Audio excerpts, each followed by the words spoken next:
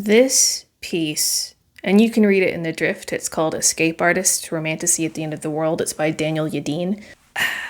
If we want to have a serious conversation about romantasy, which we should, it's relatively new, it's explosively popular, we're all still wrapping our heads around it, we've got to stop talking about it like it's an expression of some unconscious feminine libidinal id instead of what it actually is, which is literature. And what literature is millions and millions of tiny intentional choices organized sequentially to tell a story. Doesn't mean it's always or even mostly good. A lot of literature sucks shit. You might read a romantasy novel and hate it. I certainly have. You might want to tear it to shreds. I wholeheartedly support you in that. To be fair to Yadin's piece, that's not even what he's doing. Although I think I'd like it better if he were. The piece reads more like detached field notes describing some puzzling animal behavior he's observing, which troubles me because he is, by his own admission, exclusively talking about women, both authors and readers. He does cite a Tolkien essay on fairy tales from 1947 pretty extensively, but only as a lens through which to parse the prevalence of romantasy today. My criticism of his piece is ironic because it's a mirror of Yadin's own core criticism of romantasy, which is that its characters are prohibited from choice. He talks about the importance of choice in literary fiction and argues that certain genre conventions, he mentions soulmate tropes and HEAs specifically, occlude the possibility of their characters making choices at all. I disagree with that pretty strongly. I think with genre fiction, but also all art, very interesting choices can happen from within tight constraints. And again, it's all written in the tone of Yadin observing some strange natural phenomenon, or more accurately, like he's observing the behavior of children, because he argues that interest in romantasy is a symptom of its adult readers' inability to truly embody adulthood for